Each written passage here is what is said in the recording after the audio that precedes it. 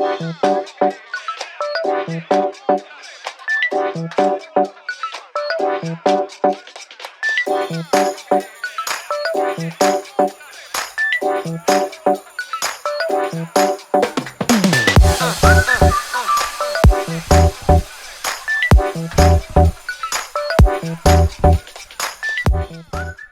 bien, bonjour à tous. Merci de nous rejoindre pour cette session consacrée à ce que fait l'agence France Presse face à la désinformation scientifique. Donc, je vais vous dire un petit peu comment, en tant qu'agence mondiale, on se positionne par rapport à ce flot de désinformation. Qui évidemment a été très important depuis le début du Covid.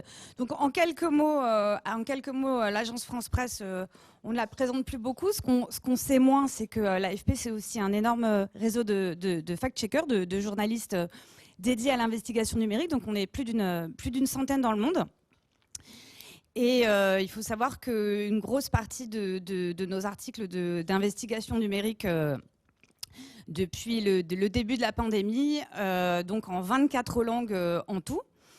En 2020, nous avons écrit 7000 articles de vérification au total. Et il faut savoir que plus de 2250 exactement étaient consacrés à la désinformation autour du Covid. Donc presque un tiers de notre production était consacrée au complotisme scientifique, à tous ces sujets-là.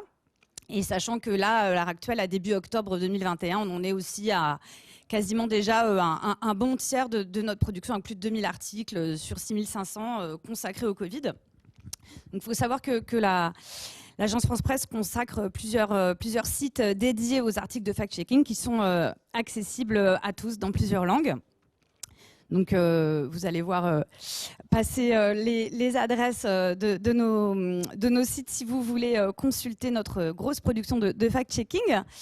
Donc, ce qu'on a pu observer depuis le début de la pandémie en particulier, évidemment, c'est un flot énorme d'infox consacré au Covid, où on retrouve toujours en substrat des degrés divers les théories complotistes que maintenant on commence à bien connaître, y compris dans le grand public, qui sont la théorie d'une pandémie qui a été exagérée, voire inventée, alors par les gouvernements, par certains scientifiques, par les laboratoires pharmaceutiques, enfin il y a plusieurs versions, et qui se couple avec la théorie de vaccins inutiles, voire dangereux. On retrouve les mêmes techniques habituelles que dans la désinformation habituelle. Ce sont des photos, des vidéos, des propos, des chiffres manipulés, sortis de leur contexte, auxquels on fait dire ce qu'ils ne disent pas.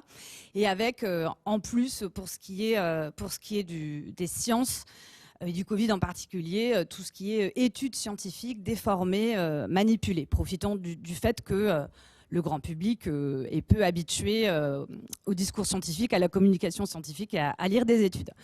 Donc je pense que pour entrer un peu plus dans le vif du sujet, je pense que le mieux c'est de vous présenter quelques exemples pour voir un petit peu comment on travaille. Donc un exemple qu'on a eu, donc ça c'est quelque chose qu'on a eu plusieurs fois au début de la pandémie. Donc là, on est en avril 2020, donc en plein milieu du premier confinement, dont tout le monde se souvient.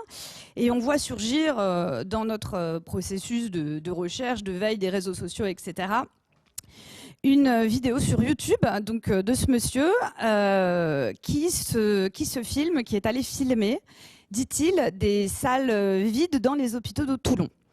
Et il faut savoir que cette vidéo, en 48 heures, avait été vue plus de 170 000 fois sur YouTube, ce qui est énorme. Donc forcément, on se met en alerte, et on se dit, bon, bah, il faut absolument qu'on regarde ça de plus près. Et le monsieur qui se filme donc des hôpitaux près de Toulon et tient un discours selon lequel le gouvernement nous ment, il n'y a pas de pandémie, on nous dit que les hôpitaux sont pleins à craquer, qu'il faut nous confiner. C'est pas vrai, regardez, je suis allée voir sur place et les hôpitaux sont vides. Donc on voit que ça rentre effectivement dans le récit complotiste dont on commence déjà à avoir l'habitude en avril 2020. C'est vrai qu'on se dit, c'est vrai que c'est étonnant, des hôpitaux vides, mais bon, en même temps, ça fait plusieurs fois qu'on écrit sur le fil de l'AFP, qu'on lit dans la presse que, paradoxalement, certains services d'hôpitaux sont vides parce que les gens confinés ne vont plus à l'hôpital, pour un certain nombre de raisons. On se dit, c'est peut-être la raison. Première chose à faire, on regarde la vidéo de très près pour voir exactement ce qu'elle montre. ce qu'on voit, ce qu'on ne voit pas à l'image, voir si ça colle avec ce que disait ce monsieur. Effectivement, dans la vidéo, quand on regarde, on voit des salles d'urgence qui ont l'air vides, ce qui ressemble à des salles d'urgence qui ont l'air vides, des couloirs qui ont l'air vides. On voit aussi que le monsieur filme une porte indiquée unité Covid. Il dit, en regardant par la petite fenêtre de la porte, c'est vide sur un couloir. Il ne montre pas, en l'occurrence, les lits vides. Bon, soit. Et puis, en l'occurrence, après, on fait un travail de journaliste finalement assez traditionnel. C'est-à-dire que comme le monsieur de la vidéo nomme les hôpitaux qu'il est allé filmer, bah, tout simplement, on prend notre téléphone et on les appelle. Et là, on appelle un premier hôpital. On a la direction qui nous dit bah oui, enfin ça n'a pas grand-chose d'étonnant ce que dit le monsieur, puisque ce que filme le monsieur, puisqu'effectivement on s'en souvient tous, les visites dans les hôpitaux à ce moment-là pour cause de Covid sont interdites. Donc déjà ça limite fortement le flux de visiteurs à l'hôpital. On se souvient aussi donc qu'il y avait peu de gens dans les urgences puisque les gens étaient confinés, donc il y avait moins de bobos, moins d'accidents. Des gens avaient aussi peur d'aller aux urgences à cause du Covid, ce qui posait d'autres soucis. Il y avait aussi des déprogrammations d'intervention. Il y avait un développement de la téléconsultation aussi dans cet hôpital. Autant d'arguments qui expliquent finalement assez bien, de façon assez cohérente, qu'effectivement il peut y avoir des sections d'hôpitaux qui sont vides. Et c'était cohérent avec ce qu'on avait vu déjà dans d'autres hôpitaux.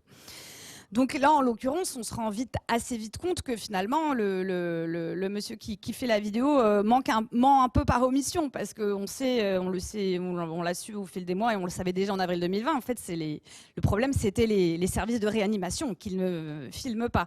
Et à ce moment-là, précisément, on était à plus de 7000 personnes en réanimation, précisément, c'est-à-dire un record. C'était les chiffres officiels à ce moment-là. Donc pareil, il filme aussi une salle d'urgence, donc c'était précisément un hôpital de Toulon, l'hôpital Sainte-Mus. Mais ce que le monsieur ne dit pas et dont on s'est rendu compte, que nous explique aussi la direction, c'est que l'hôpital avait organisé un poste médical avancé pour les urgences, précisément pour que les urgences Covid soient triées et que les patients porteurs du Covid ne croisent pas les autres. Et c'est des photos, la direction nous le dit, c'est des photos, on vérifie des photos dans la presse locale, etc. Et en vérifiant sur Google Maps, donc ça c'est un peu les petites astuces aussi un peu plus propres à l'investigation numérique, en vérifiant d'où s'était filmé le monsieur avec les bâtiments derrière lui à l'hôpital, on se rend compte avec Google Maps tout simplement que l'entrée de l'hôpital où il y a le poste médical avancé avec les urgences, eh bien, il est à l'autre bout de l'hôpital, il est de l'autre côté. Donc le monsieur, exprès ou pas, en tout cas, toujours est-il que de là où c'est filmé, on ne voyait pas le poste médical avancé, donc ça accréditait aussi son discours qui était le fait que les hôpitaux étaient vides. Par ailleurs, on a retrouvé aussi, grâce aux réseaux sociaux, un patient de l'hôpital qui était hospitalisé, qui disait qu'il y avait du monde dans l'hôpital, etc. Plus, on rajoutait des éléments de contexte, ce qu'il en était, de l'occupation des hôpitaux dans la région de Toulon à ce moment-là. Enfin, des éléments de contexte, c'est toujours important de remettre tout en contexte et pas seulement de dire qu'il y a un certain nombre d'éléments faux dans la vidéo, qu'en l'occurrence, on a débunké, comme on dit en franglais. Voilà, donc ça c'est un premier exemple, je l'ai pris parce qu'on s'est rendu compte que c'était une vidéo très virale et on l'a eu aussi d'autres versions dans d'autres pays, aux États-Unis, au Canada. Il faut savoir que la désinformation en santé, comme dans d'autres sujets, elle est généralement très internationale, très partagée. Donc on a souvent des variantes de la même chose dans différentes langues en fait. D'où l'intérêt d'avoir aussi une agence mondiale comme la nôtre, parce que ça permet de faire de la démystification des informations à grande échelle et dans toutes les langues, enfin en tout cas dans le plus de langues possible. Donc voilà, je voulais enchaîner avec un autre exemple un petit peu plus terre à terre, mais dont vous vous souvenez peut-être, parce que ça avait fait beaucoup le tour des réseaux. Donc là, on est en janvier dernier, en janvier 2021. Et un certain nombre de gens s'amusent à tester les tests antigéniques avec divers produits. Et en l'occurrence, une vidéo surgit sur Facebook et rentre dans nos radars, partagée plus de 40 000 fois en 24 heures sur Facebook. Donc pareil, énorme. Donc on se met en alerte tout de suite. Et qu'est-ce qu'on voit sur cette vidéo? On voit un pharmacien dans son officine qui met du coca sur un test antigénique. et qui constate que le résultat est positif. Il dit « je ne comprends pas, c'est bizarre ». Quand les deux barres apparaissent, etc. Et dans les commentaires, on voit que c'est largement repris par le discours complotiste. Vous voyez, les tests sont faux, on exagère la pandémie, etc. Donc là, on atteint quelque chose qui, pour nous semble au-delà de l'anecdote de ça, quelque chose qui va accréditer de la désinformation. Et puis surtout, on se dit c'est bizarre, pourquoi du Coca rend ces tests positifs. Donc première chose toute simple, comme on voit le nom de l'entreprise sur le test utilisé par le pharmacien, on appelle le fabricant, tout simplement. Et il nous explique voilà, que les tests ne sont pas faits pour tester autre chose que potentiellement du Covid, du test salivaire. Et donc tout simplement que l'acidité du coca, comme de beaucoup de choses, détruit en fait le test. Ça ne peut pas fonctionner. C'est tout simplement pas fait pour ça. C'est comme de mettre du jus d'orange dans une voiture. C'est pas fait pour ça, ça marche pas. Donc on avait eu aussi la même chose en Allemagne. Donc on avait aussi eu des fabricants allemands d'autres tests, parce qu'en Allemagne, des gens s'étaient amusés à faire la même chose avec la compote de pommes. Donc le résultat est le même. C'est très acide. Ça casse le test. Ça ne fonctionne pas. Et surtout, ça ne prouve rien. Ça ne prouve pas que les tests, s'ils sont utilisés correctement, fonctionnent. Si vous ne les utilisez pas correctement, ça ne fonctionne pas. Donc là, règle de base pour le fact-checking, voilà, on peut nous rétorquer, bah oui, mais les fabricants, ils sont jugés partis, en fait, puisqu'ils n'ont pas tout à fait intérêt à expliquer éventuellement que leur test ne fonctionne pas ou qu'il y a un problème quelconque.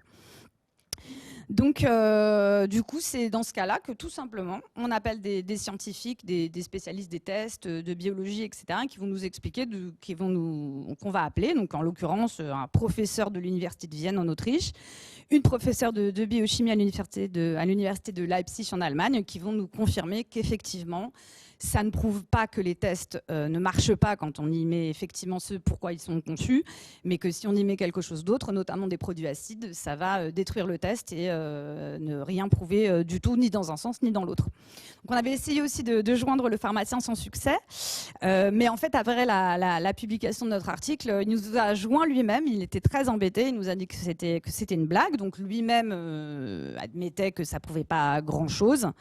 Il était très embêté que sa blague ait été récupérée par un discours complotiste.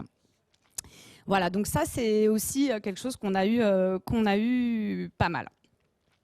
Donc parfois, c'est beaucoup plus compliqué. Ça, c'est un peu la spécialité de tout ce qu'on a pu avoir à démystifier comme désinformation depuis le début du Covid, parce que ça ne vous a pas échappé que voilà, entre les essais, les essais cliniques, les scientifiques qui s'expriment, etc., on a beaucoup de science, mais aussi beaucoup de pseudo-sciences, c'est-à-dire des gens qui donnent l'impression qu'ils sont des scientifiques, mais qui en fait disent des choses qui ne tiennent pas de la méthode scientifique.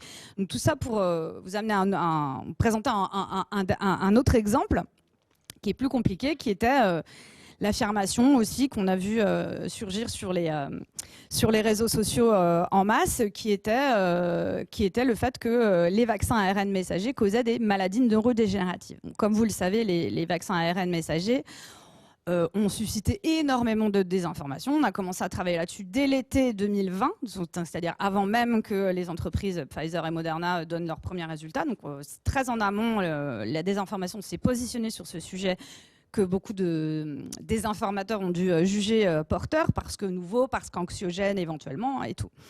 Et donc on voit apparaître sur Twitter notamment des affirmations selon lesquelles, études à l'appui, il est confirmé que le vaccin Pfizer provoque des maladies neurodégénératives et qu'il y aurait une étude qui dit ça.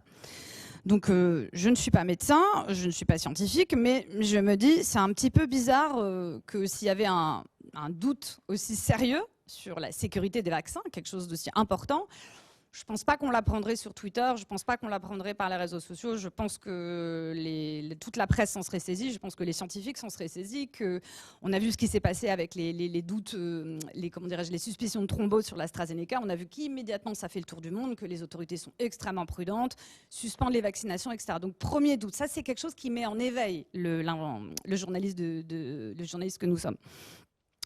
Donc effectivement, je remonte le fil de l'étude qui est censée venir à l'appui de tout cela. Je me rends compte qu'effectivement, on arrive à ce qui ressemble fortement à une étude scientifique. Donc, vous voyez sur l'écran, vous voyez, il y a le titre d'une revue, Microbiology and Infectious Diseases. Maintenant, tout le monde est un peu plus, avec le Covid, un peu plus habitué à la notion de revue scientifique. Donc, ça a l'air très sérieux, un article en anglais avec un homme qui est présenté comme médecin, qui en est l'auteur, etc. Et qui a l'air d'expliquer que, effectivement, les vaccins à ARN messager pourraient causer des maladies à prions, qui elles-mêmes pourraient causer des maladies neurodégénératives. Et là, ça me semble aussi bizarre, parce que je me dis, une maladie neurodégénérative, pareil, je ne suis pas médecin, mais c'est des maladies à évolution lente, donc ce serait un petit peu bizarre qu'il soit aujourd'hui confirmé qu'un vaccin qui est tout juste sur le marché puisse provoquer des choses à long terme comme ça. Donc là, en l'occurrence, je montre cet exemple parce que c'est un excellent exemple de pseudoscience. C'est-à-dire que quand j'ai commencé à fouiller un petit peu, je me suis rendu compte que cet auteur, Bart Clason, en fait, il suffit de regarder sur Internet, il a lui-même un site Internet, c'est un militant anti-vaccin notoire, dont le fonds de commerce depuis très longtemps est de faire de la désinformation vaccinale, de dire par exemple que les vaccins causent le diabète, quelque chose qui est unanimement rejeté par la communauté scientifique. Donc déjà, c'est un petit peu suspect. Je cherche aussi ce qu'il en est de cette revue scientifique, voir un petit peu si elle fait partie des revues scientifiques un petit peu sérieuses, un petit peu référencées. Elle est référencée à peu près nulle part dans les bases de données américaines. Deuxième gros doute. Et puis, je me rends compte aussi que dès le début de l'étude, qui a l'air pourtant sérieuse, hein, il y a un abstract, un extrait, il y a des notes de bas de page, etc.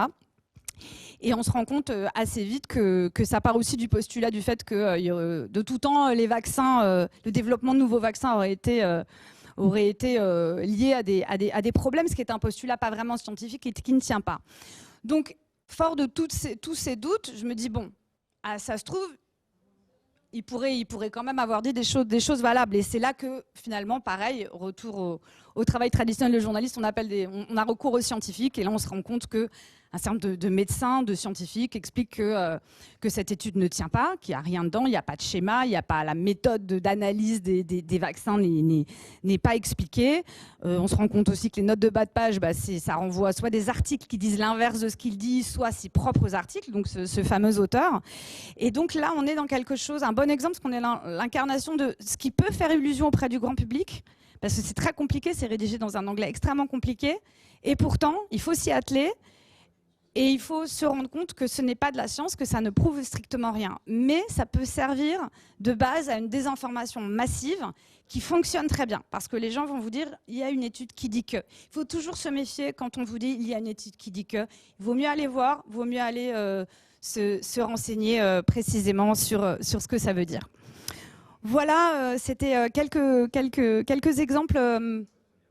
Quelques exemples de ce qu'on a pu avoir à traiter cette année. Il y en a beaucoup d'autres. Vous voyez là, notamment des mauvaises interprétations de chiffres sur des effets secondaires des vaccins qui prétendent qu'il y a un lien de cause à effet entre des effets secondaires rapportés, mais pas forcément en lien avec les vaccins, qui exploitent des bases de données publiques de façon tout à fait trompeuse. C'est quelque chose qu'on a été amené à beaucoup démystifier aussi pendant cette année et demie. Voilà.